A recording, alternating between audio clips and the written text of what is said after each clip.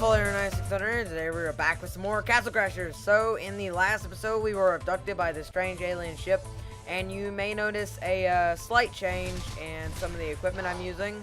So, yeah, these are just some of the different animal orbs and a different weapon. I don't like to keep things stale, and I really enjoy both of these items. So, if you go the way you're not supposed to when you start up this level, you will actually find yourself in a nice little, what I'm assuming is a developer Easter egg, and that's pretty much it. So now that we're on this alien ship and been broken out of our cell by destroying this odd thing that is actually a very large mechanic in this level, we get to move on to go fight basically the entire race of alien hominids, which I'm not excited for. You can see up there in the top, closer to the left corner, there's like an air freshener. So basically what this is just a huge wave of fighting a lot of alien hominids that pretty much die in one hit, use projectiles out of the goddamn wazoo.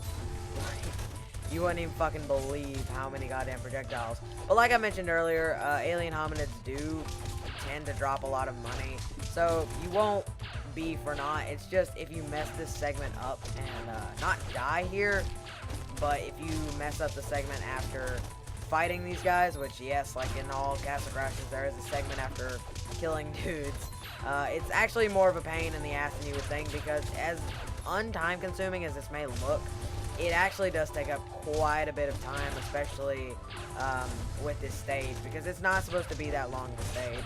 Now you can get into like a huge furball or snowball of combos, but I don't know, it's a tiny bit difficult to do. It's more recommended that you just jump in the air and hit as many as possible.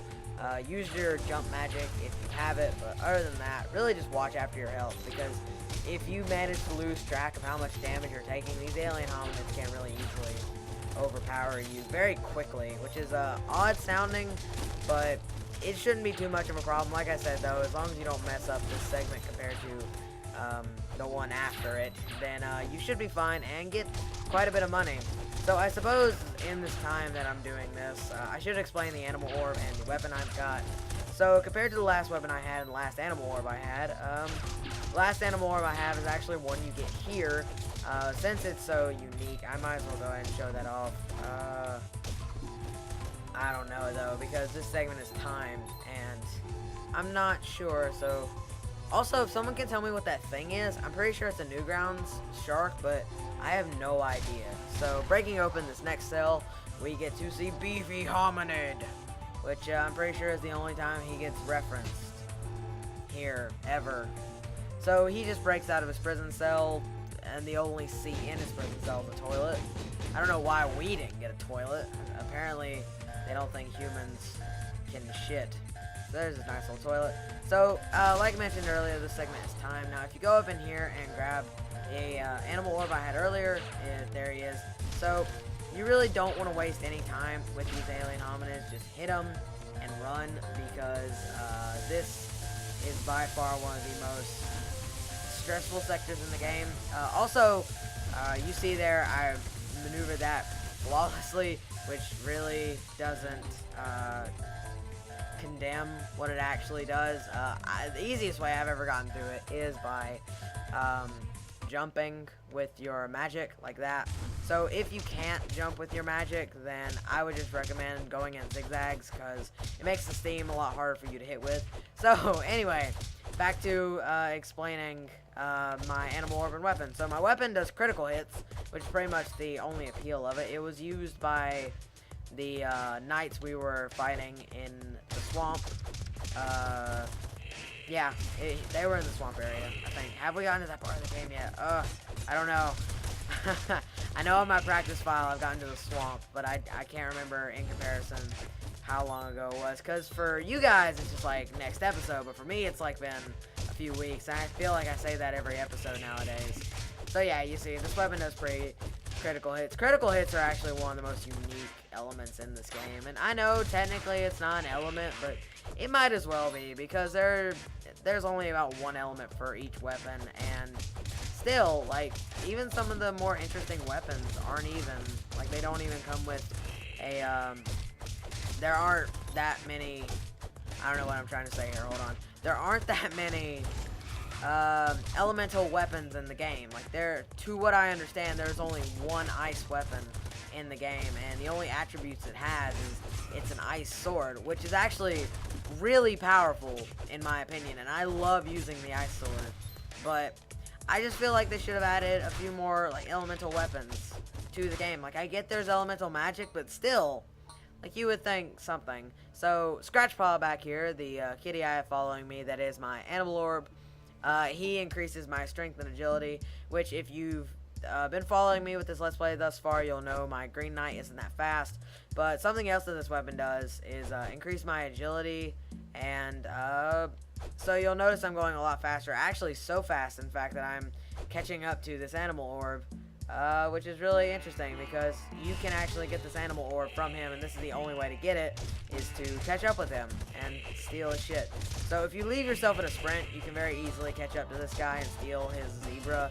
Although I'm not 100% sure as to what the zebra does, I know it's one of the more unique animal orbs in the game. I'm going to stick with Scratchpaw because I just got him, and I'm going to stick with this for at least a little bit longer before I move off of it. Just like the other areas of the desert, there are a lot of X marks the spot locations, so feel free to stop and look through those.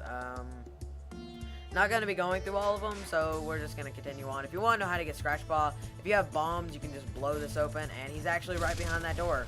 So everything that I've got on me right now, you've found at this point in the game, or have unlocked through random drops, because this item drops all the time when you're fighting those things. And if it hasn't dropped for you yet, an area coming up contains so many more of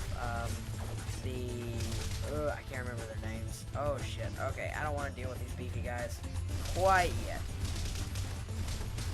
So hopefully, oh, okay, you just snuck up on me, you sneaky raven bastard.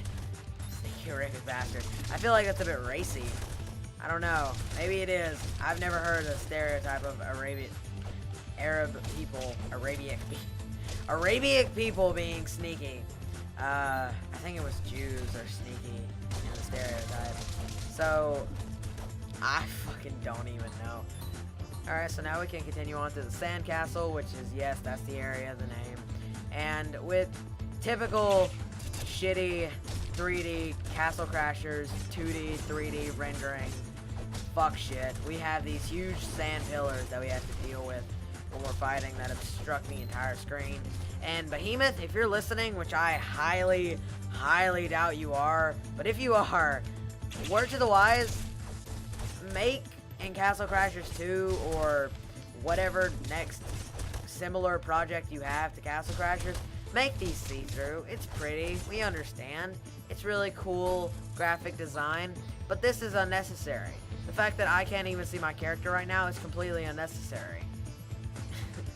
Like, it just doesn't need to be done. And holy fuck, there are a lot of those guys, which is really odd. And see, like right there, I couldn't even see him. It's a matter of perspective. Make them see through when I'm behind them, or when something is behind them. Make it interesting. I don't fucking know. I don't know how that slipped through development without adding that in. Because this, I mean, granted, this is pretty late in the game, but still, like, you just wouldn't think. And now I gotta, like, go over here in this huge gap, because fighting them like that is fucking ridiculous. So, in a new introduction, or in a reintroduction to the tornadoes, we are fighting 3 of them now, which is gonna be fucking retarded. And something I really like about that is when they go into their tornado things and they're poison, it looks like, I don't know, it's just really funny, the color they are. So these, oh, okay, I really need to be watching my health here, because I'm getting hit a lot. So, this is another... So these guys are another unlockable character that you can get by beating the game twice with different characters. Well, beating the game with one of the 4 main elementals, and then beating the game with the guy you just beat the game with, if that makes any sense. So back there, it's one of the cooler weapons in the game. It has quite a large magical increase, which makes it very unique for the most part. A lot of the weapons that increase magic damage are few and far between, but most of the time they're very good. I mean, if you're running a mage set in this game, you really shouldn't be worrying too much about magic increase, especially you shouldn't have an animal orb that increases your magic alongside that, because your magic is strong enough for the most part. After getting as much magic as you can through leveling up, you definitely want to start focusing on your other stats with animal orbs and weapons, because there are some enemies in the game that are completely immune to magic, and if you played the game like I did the first time, then you would fucking know. So right here is a beach volleyball, but we're going to be doing that next time. So thank you all for watching, and don't forget, save early, save often.